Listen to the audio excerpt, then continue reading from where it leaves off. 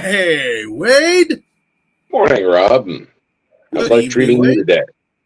Very good. I just had a wonderful evening with some amazing students. A lot of things have happened since you and I got together. Yeah, yeah, big things going on. Yep. For starters, I am now officially a Haitian Press author, published by Haitian Press. Excellent, Yep. excellent. Black Flame at the Gates, my devotional guide to Anubis, is now for sale through Haitian Press. And a lot of things are going to Nice. come from that. That's a preludium to my book, The Anubion, in which I dedicated to you and to Jack Grail. But at the same time, I'm actually planning a lot of course materials for that within 2026. Furthermore, TarotCon 2026 is coming right around the corner, the Spring Festival, April 26th at the Astbury. Beautiful place. I'm willing to bet the cigars we smoked are still hidden somewhere out there. Don't you think, brother? I like the Asbury. Yeah, it's a wonderful place. I like it a And lot. of course, it's a lot of things going on in the world right now, huh, brother? Especially when it comes to politics. Yeah, But yeah. You know what really just ticks me off? People. yep. Just people exist. So you have to find ways to deal with them. And I mean, most of us have come to a study of magic because we have to deal with people. Mm-hmm. I mean, once in a while you get someone who learns it because they have a weed farm and they need favorable weather, or Mm-hmm. they sail for a living, like they're fishermen or something, and they need the conditions to be just right. But for the most part, people get into magic because they're dealing with people, Mm-hmm. and you end up like with your love spells and your curses and your blessings and your healings and all this other stuff. But what a lot of books aren't going to cover is coven politics. Or How do you magical deal organization. with exactly? Yeah, yeah. Every magic using tradition has you know people, so you have to deal with this sort of thing. I mean, what do you do with someone who comes into the group and they're like, "Oh, I'm just gonna lay my thing down. I'm gonna be macking on the honeys or whatever it is the kids say these days, or they're going to use it like their own personal dating pool, or if they clearly get into it for the wrong reasons, or they just they don't want to play along, or they Mm-hmm. want to be in charge. That's usually what happens: is you get one person who thinks they should be in charge Exactly. and not the people that are actually doing all the work. Yeah, that's very true, brother. As I self-professed magical leader myself, I've observed all different kinds of people. And let me be the first to tell the crowd out there of Magic TV that leadership is not about serving you. It's about responsibility. Are you bringing these people somewhere they would not have been able to get on their own? Now, if you're into leadership to look good, to please others, I'll be the first to tell you, you will not last. Why? Because as Secretary Colin Powell once said, somebody who tries to please everybody pleases no one. Simple as that. And as a leader, sometimes you've got to make hard decisions. Hard decisions. Popular, but are for the good of the greater growth of the community. Now, when you say leadership in organizations or in covens or in magical lodges, a lot of people use it as an ego thing, right? Like, I'm the leader of the coven of the black serpent, right? The Yeah. truth is, the real thing behind the entire leadership fiasco is, what are you doing with that leadership? How are you making things grow? It's very Machiavellian, whereas the end does, in fact, justify the means. Because if you've been a leader of a coven, if you've been a leader of a group, if you've been a leader of an order, and you have not seen that grow, then you are a shit leader. Agree or disagree, Wade? Oh, absolutely. And it's funny you should mention Machiavelli because one of the books that I always recommend people read is the 48 Laws of Power, Good one, very good one. because a lot of it, I mean, it's dealing with politics in general, but also like how you specifically deal with people. But these things are going to come up periodically in dealing with the coven, especially even if it's only a dozen or so people, Mhm. you're gonna have to deal with some problems, and the book actually has a lot of interesting perspectives on that. Indeed, it's really a handbook for those who know that they're going to be getting into the leadership position.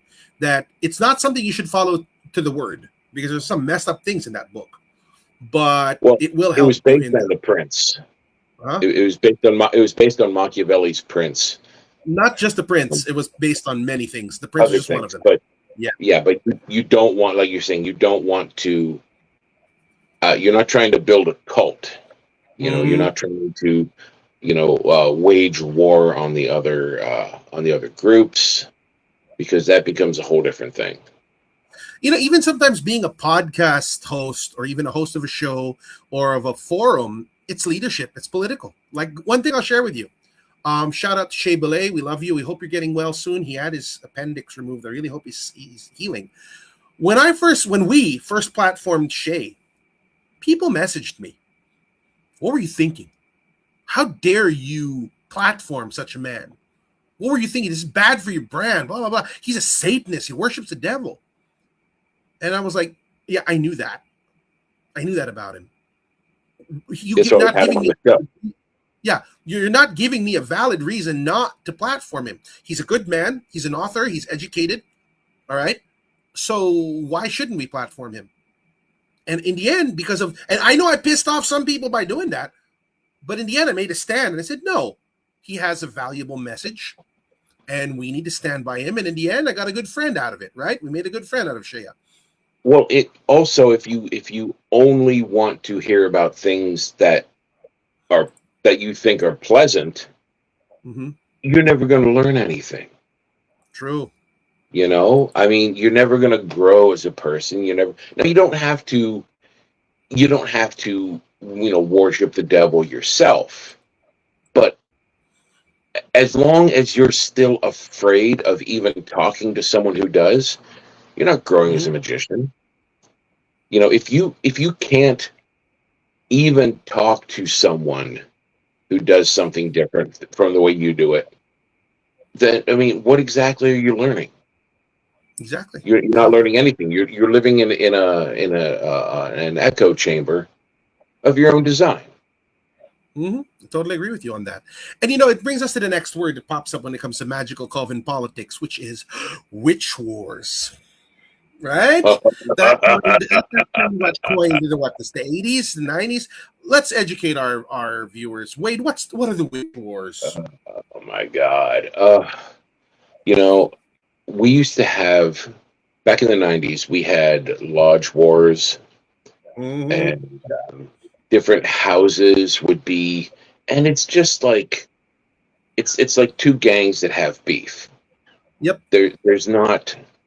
I mean, unless you're going to do like a drive-by, wanding at somebody, there isn't really anything you can do. I mean, yeah, yes, okay, we've had, houses cursing each other. We've had people that that had accidents, that had misfortunes, people that lost their businesses. One person actually died. There's been a lot of um, magical combat that had gone on in that time, because it's kind of like you have too many, because we would have individual houses where, like, maybe, yeah, 8 or 10 people lived in the house, and the whole thing was themed. Like, Mm-hmm. they would all do a particular type of magic, because there were Mm-hmm. people that lived at this one lodge of a magical organization I'm not going to name because they're, more politics. Then there was people that lived at another house right down the street from the same organization, but they had, their own little beef back and forth. But it was kind of like putting 5 dogs in a 2-dog box. Yep. Everybody wanted their own, living space and pushing other people out. And, then you get into the idea of like a covendom and, well, how much turf is everyone supposed to have? It just became a huge thing because a lot of them, they would have like personal issues with the people. So they would make it a lodge issue between the houses. Yep. It became I remember this one woman was bragging about how she survived the Salem witch wars, and everybody was kind of like, "Oh, well, that sounds impressive. That's I'd like to know more about it." I don't talk about it, so I found out from another person who had been there at the time. She's like, "Oh, yeah, this wasn't even the internet wasn't even a thing yet." So this was just a bunch of pranks going back and forth between two covens, and the big culmination of it was somebody mailed Laurie Cabot a box of dog shit. That's kind of disappointing. You know why?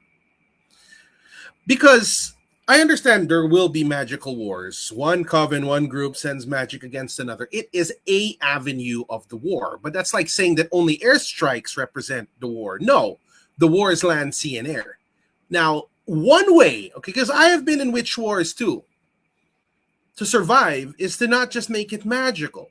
In other words, why not be progressive? Why not make it a progressive thing where which coven, which circle, which organization is doing better for the overall community? Because I'll share with you one thing, okay? A lot of people don't like me. They don't like me because I'm in their face about stuff. They say a lot of crap about me, that I'm the devil. Well, I don't look that good. I'm a cult leader. Really? Whatever you want to call it. But here's the thing. One thing people cannot question are my results. When they talk shit, okay, talk all the shit you want. But look at what Rob has done, not just for himself, but for other people. And that's why I'm still around. That's why I always tell my detractors time and time again, you want to get rid of me, I'll give you the formula. Outdo me. Okay? Do better than me. And now what we have is what we call a progressive occult community, where Circle A is doing all these beautiful things, and Circle B is doing all these beautiful things, and everybody is benefiting from it.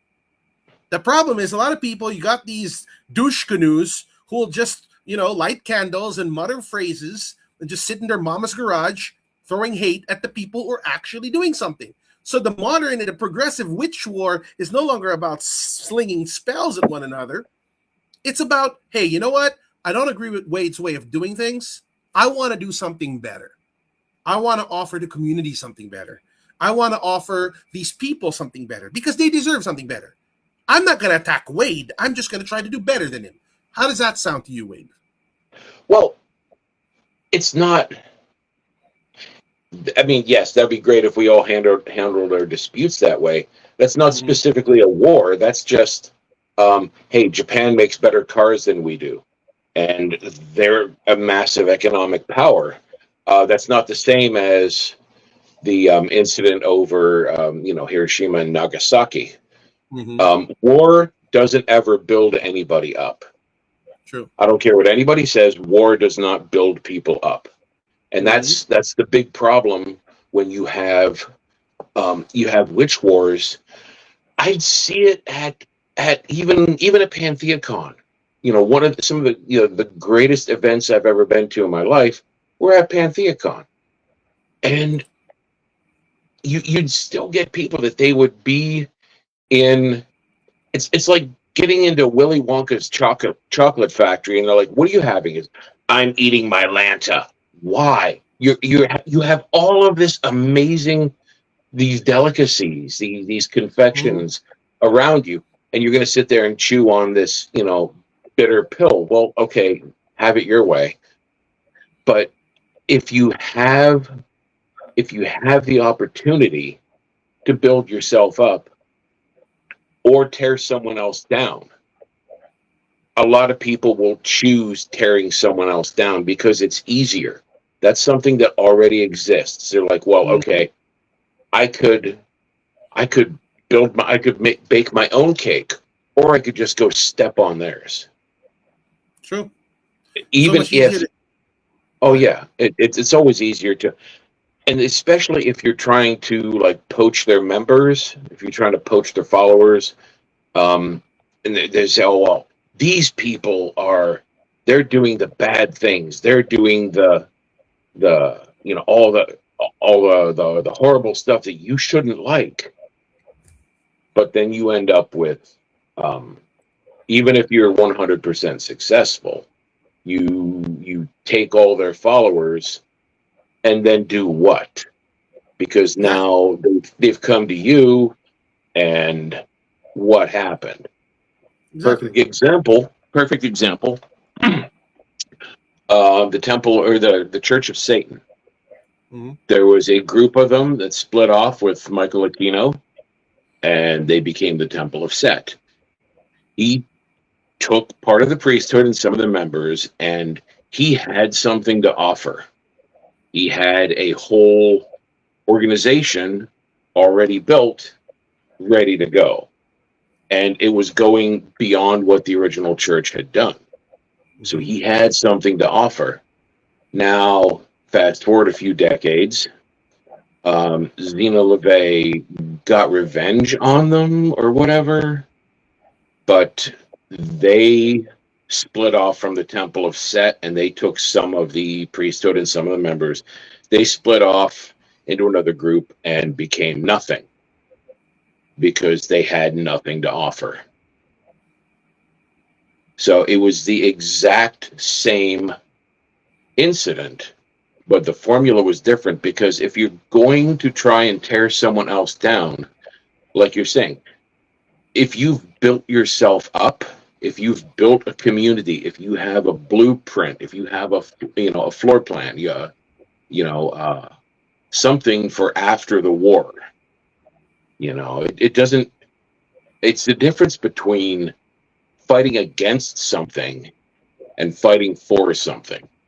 Agreed. If you're fighting Agreed. for something, you have something to fight for.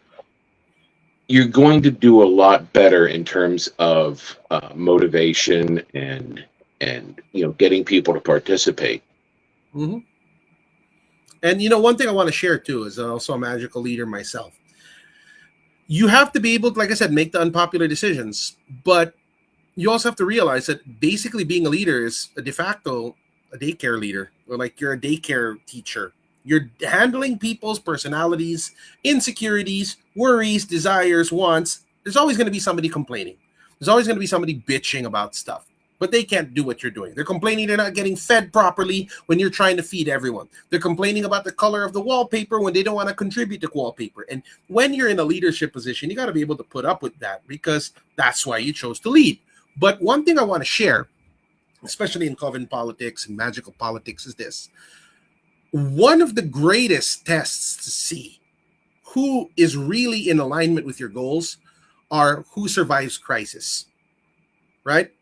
Because, for Mm-hmm. example, if there's a huge crisis between you about Wade Long right now, you could guarantee me that I'd be right next to you saying, dude, I got you. You know what I mean? Because Yeah. I value that relationship. I value that connection. It's worth more than any kind of crisis. Now, the minute any kind of crisis happens, be it actual or implied, the very first people you lose are the half-hearteds. These are the people who will just, I'm out of here. You know what I mean? And you know one thing I'll share to all magical leaders out there. It may hurt, but better early on. Because Yeah. you don't want to have fair weather people, you know, you want to have rider dice. You could do more with 3 rider dice than you could with 30 fair weather people. That's Well, one thing I'll it's share with it's about people that you need people that are going to be contributing. They're going to be participating. you.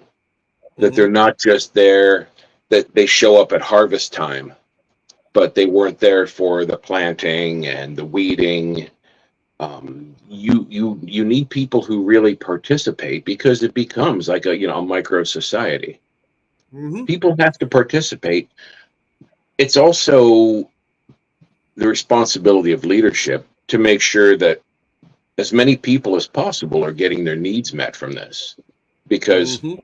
if it becomes like you see the communes. And there was a local druid up here that she and her husband wanted to buy a piece of land, have everybody pool their money and buy a piece of land, and they were going to have a druid community, but they were very much going to be in charge, and it was going to be under the corporation of their druid guild or whatever it was. So basically she wanted to have a cult where everybody bought her a piece of land, and then they would earn the right to stay on their own land by farming and hunting and cooking and doing all of the work, while she and her husband just kind of sat in the big house and gazed out over their domain. That's a funny thing. You got to make sure everybody's needs are being met. Not just needs, not wants, because you will also, as a magical leader, meet some spoiled motherfuckers. Like, oh, I think everybody should be given their own condo. I think everybody should be given their own Bugatti. It's like, come on. If you're handling a community, the needs of the whole are more important than the needs of the individual. That's really true. But one thing, if you have an apartment building, it'd be cool if everybody had their own apartment. Yeah, exactly. If you had one. But another thing about it is sometimes people do miss out on the fact that organizations are not cults, but they can be if you're not careful. Because first and foremost, the primary organizations, but not every organization is a cult. Exactly. Because here's one thing I'll share: the primary objective of a cult is control. They want to control you. That's why if you saw that really cool documentary on Netflix, How to Be a Cult Leader, they say that one of the first steps that a cult leader will do is to try to take you to their Eden, get you away, isolate you from your support system so that they can indoctrinate you. Okay? So if you're in a group, it could be a ministry, it could be a union, it could be a gang, it could be God knows what. And they're trying to control your every action. Chances are it's becoming cultish. All right? Yeah. Especially if it's under the control of a single cult of personality, one person. But you can't say, for example, let's say like Apple Computers was a cult. Although people said it was a cult of personality under Steve Jobs, it could still function without him, even to the point that they removed him. You get what I'm saying? So in organizations, there will always be strong figures. But the key thing is there a figure or a mechanism that is trying to control people outside of the purpose of that organization?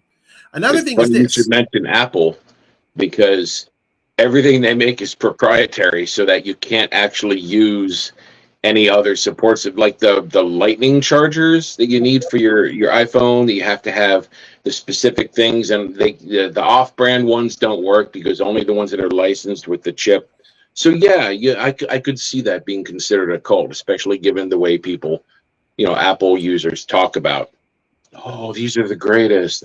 I could see that being considered cultish behavior. Here's another thing people miss out on, though, when forming a magical group or anything like that. You always have to go back to the original purpose. Because if not, it's already just a social organization. For example, if I put up a school of tarot, then we all came together to learn and practice tarot. Now, if we start hanging out and all we start doing is simply drinking and eating, but we never practice tarot, you know what's happening? We are steering away from the original purpose. The original purpose of why we convened was for that reason, the tarot. Well, you're also going to lose cohesion if you do that. If you're showing up and they're saying, okay, we're all here to do some tarot, great, we're going to do some shots. Okay, well, how is that? Sorry, hang on, my hearing aid. I'm losing technology here. If you're showing up there, well, we were here to do tarot. Well, okay, great, let's do readings, but you take a shot every time one of the major arcana comes up. You're like, okay, well that's just diluting the cause. It's not. It's you're still going to be losing unit cohesion on it. Mm-hmm. So one thing you got to keep in mind, is you do always need to stay front and center of the original organization's mission and vision. Why did you come together? One of the other things that will greatly enhance your unit cohesion, but it's definitely the sign of a cult. Is if they, if you say you all come together, you have a common cause, something you're all working for. Now the leadership presents you with an enemy. This is all, these are the people that we're working against. Doesn't matter what we're working for. Here's what we're against now. And that'll cement unit cohesion, because it's not just, you're not just going towards something, you're going away from something. It's an You're us versus separating them. you from your support system. Yeah.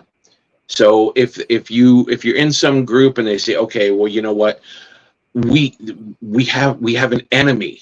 We have someone that we hate. We can't be around these people. We can't hear their message. We can't learn from them. We don't even want to look at them. That's definitely going to be signs of cult behavior. Not to mention, too, though, in organizations as well. And I'm just going to go on record, any organization that interferes with the family unit, run for the hills. I mean, I've heard some Thelemites, I won't mention who said that you have to prioritize the great work even over family. If that's the case, I don't want to do the great work. Okay. Honestly speaking, as the leader of Mysterium Philippines, I have a very clear policy that I tell people: family first. Even if you're supposed to teach, mentor, whatever, if something's going on with your family, that is the fundamental unit of society. And I will never, ever ask you to prioritize the community, the organization over your freaking family. Simple as that. It is the most heinous thing to do. But there are some organizations that do that. Like, believe it or not, here in the Philippines, there are certain Reiki circles that literally tell people this circle has to be more important than your own family, or than your own marriage, or than your own children. I mean, come on. That has nothing to do with Reiki, and that's all about control.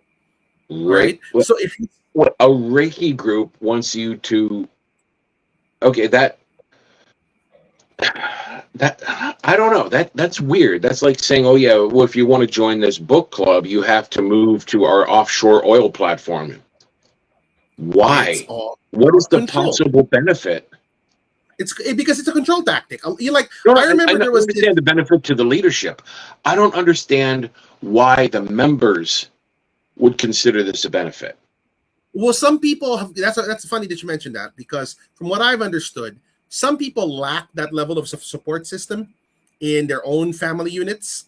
Hence, they're being given a de facto version of it from the cult or the organization. So that's actually on the table. Like, for example, there was that group Nexus or something like that. It was a very big scandal. It was a cult.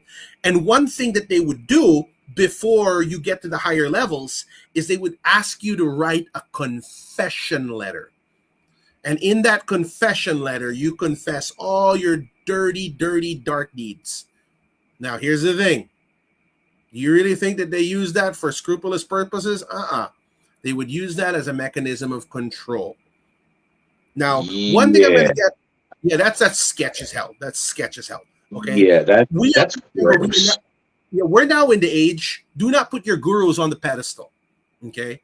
Don't put your teachers on a deification platform. Like, you could put Stephen Skinner himself, one of the most brilliant minds I've ever met.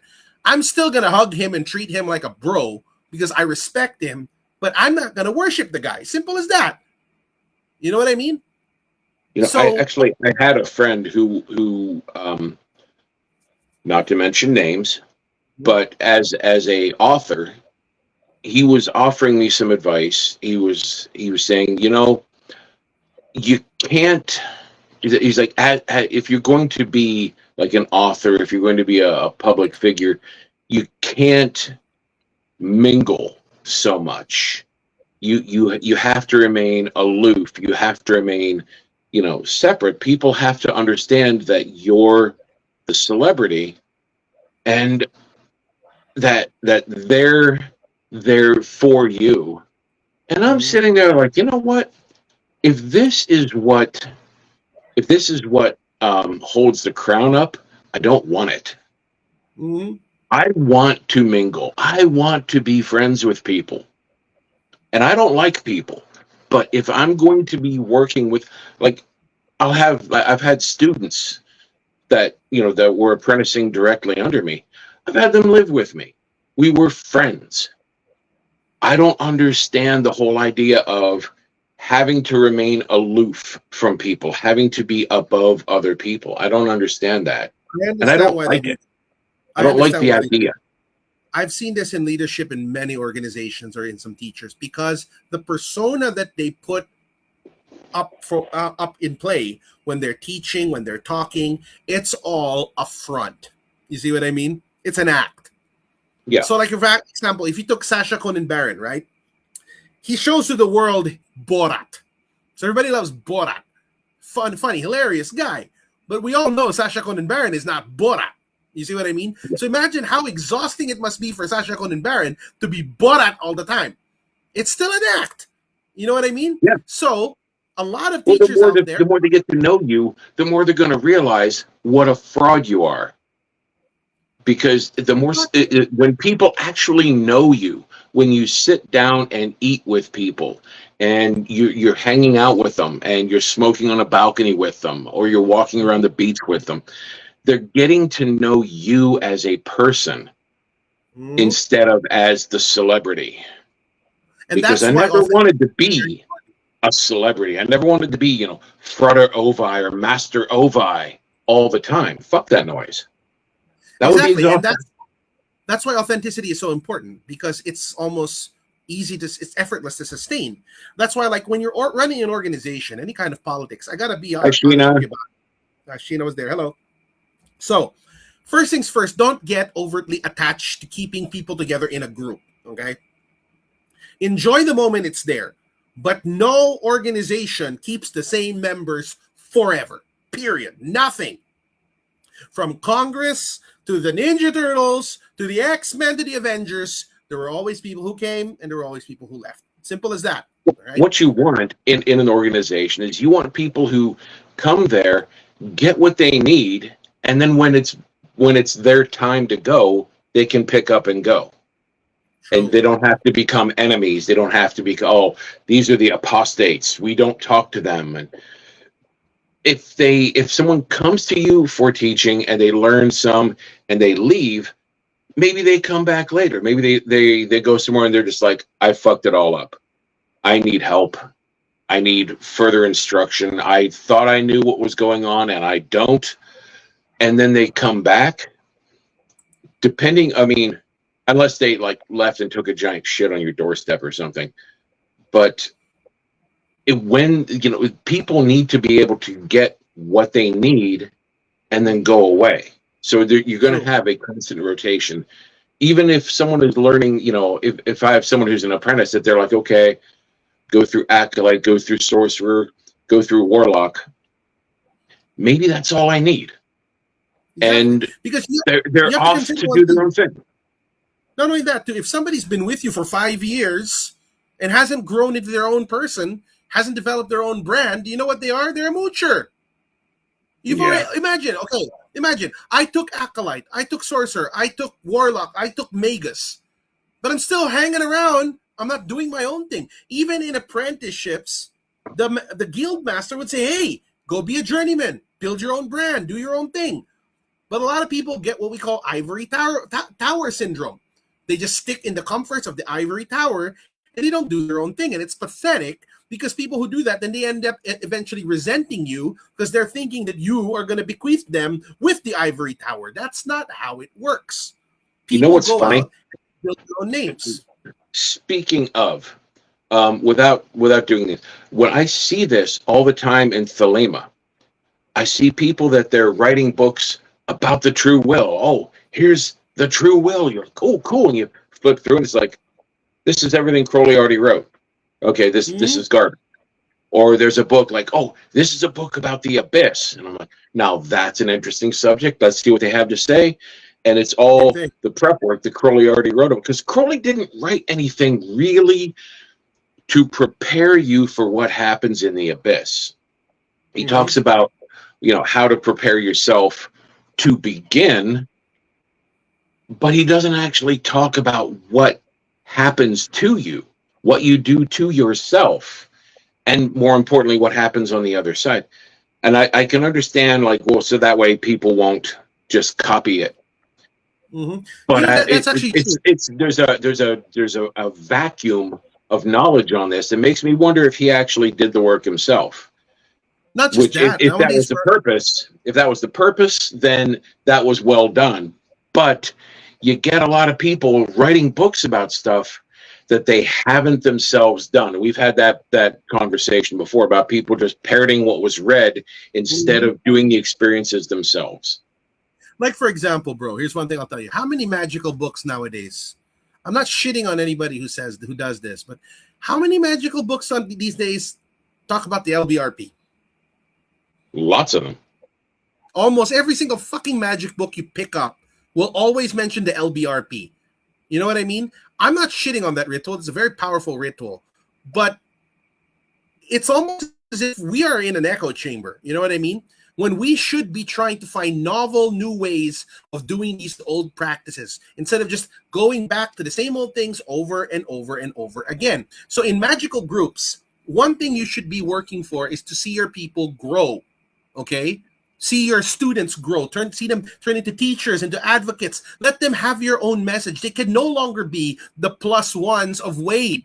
They have to have their own will. They have to have their own desire, because if not, you failed them as a teacher. I mean, like, I have some students of mine who've gone out and done their own thing, and I'm very, very proud of them. And I've got others who it's like, why are you still here? You know what I mean? Thank you for being around, but what is preventing you from doing your own thing? And the sad thing is, some of these people are incredibly talented. You know what I mean? It's just that they get so comfortable in, it's like the person who never wants to graduate from college. You know what I mean? They just keep on taking more and more subjects, but they never want to graduate. And they have to Yeah. realize that it's a means to an end. You get what I'm saying? You cannot simply And be locked in the ultimately, system forever. it's on the leadership to make sure that someone, is not only getting their needs met, but is meeting their responsibilities to themselves, if they're nothing else.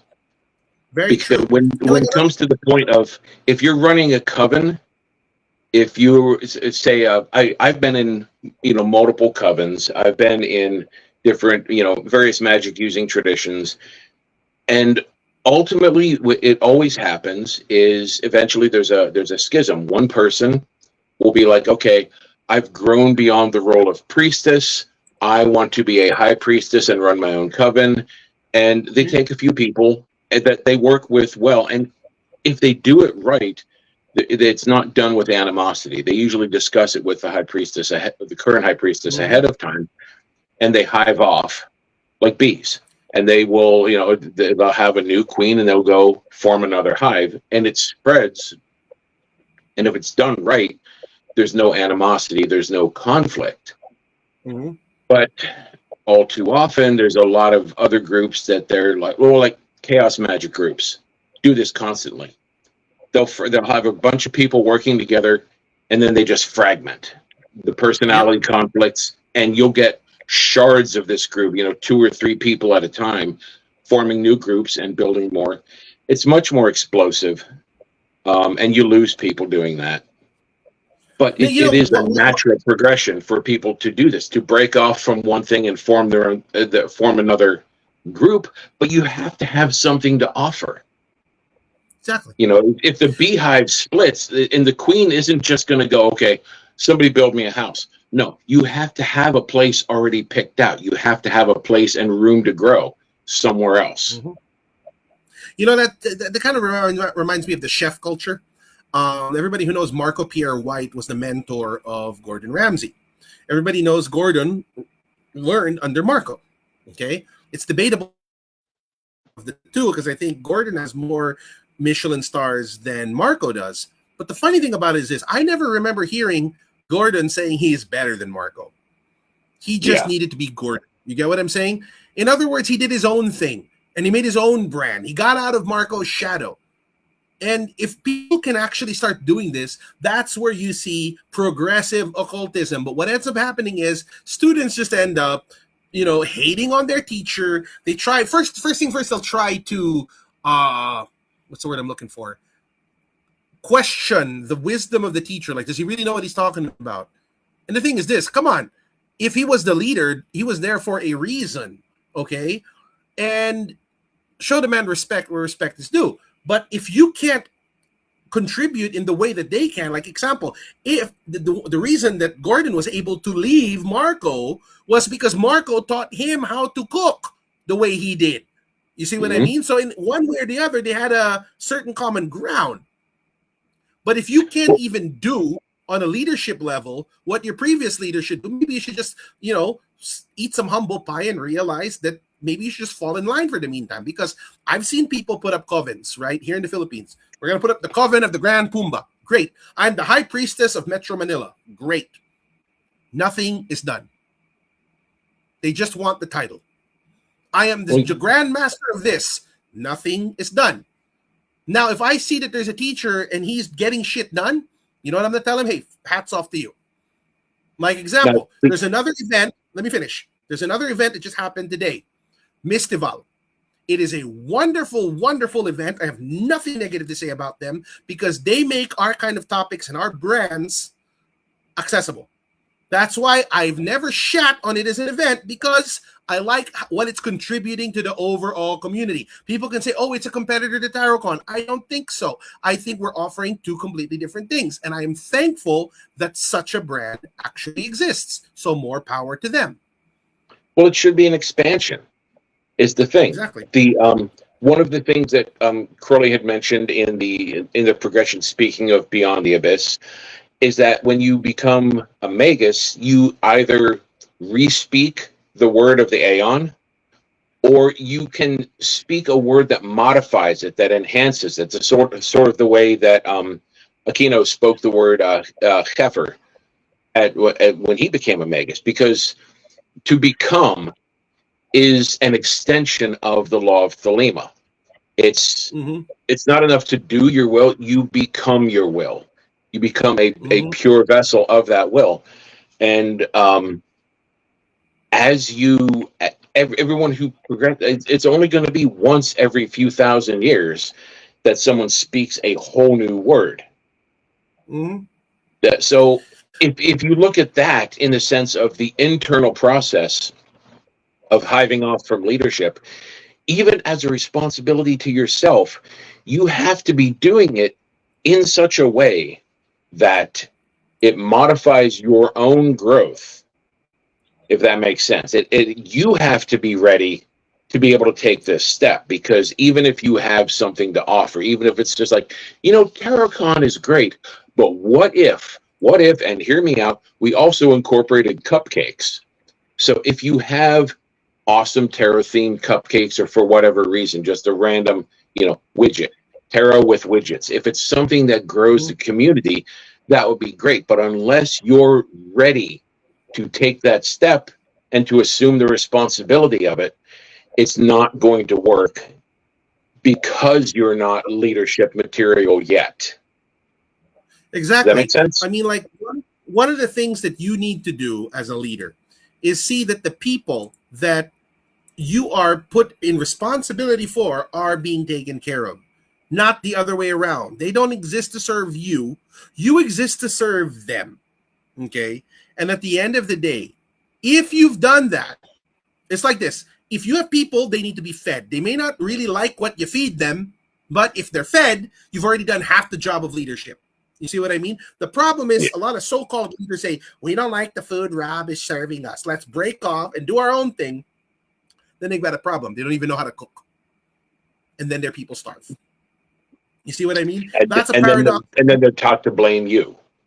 Exactly. Because we didn't enable them with the skills to cook for an organization. So ultimately, when running an organization, perfection is a dream. Good enough is good enough. Simple as that. There are so many people who have such unattainable standards who all they do is complain. They're a bunch of armchair complainers. But good enough is good enough. Even the U.S. government doesn't do a perfect job. All right? They don't. That's not the greatest example. But it's true. You know what I mean? It's like one of the, you know what I mean? Oh my God, you think U.S. government, it's like, okay, well, it's like this, the epicenter of efficiency. But even with all its resources, they still goof up from time to time. So with that being said, if that's true, you have to already accept the fact that perfect is the enemy of done.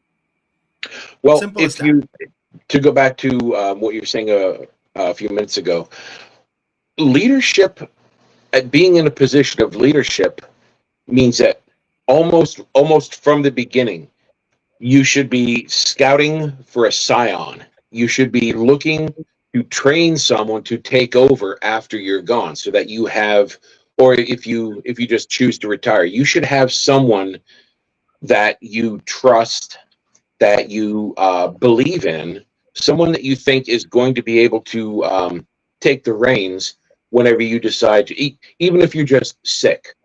Someone should be Mhm. able to pick up where you're like you would have not so much an apprentice, but like an actual scion, someone who is there to The eventually second in step up command. and take over.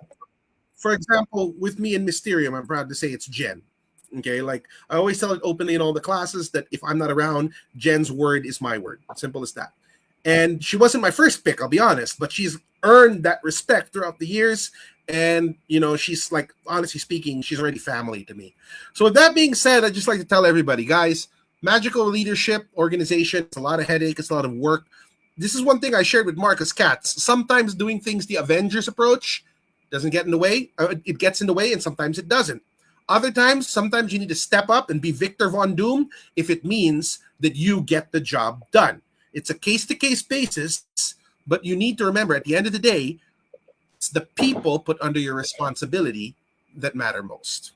So that being said and done, Wade, I just want to say thank you for yet another amazing episode. This was epic. I'm looking forward to another exciting guest in the next to come. All right, bro?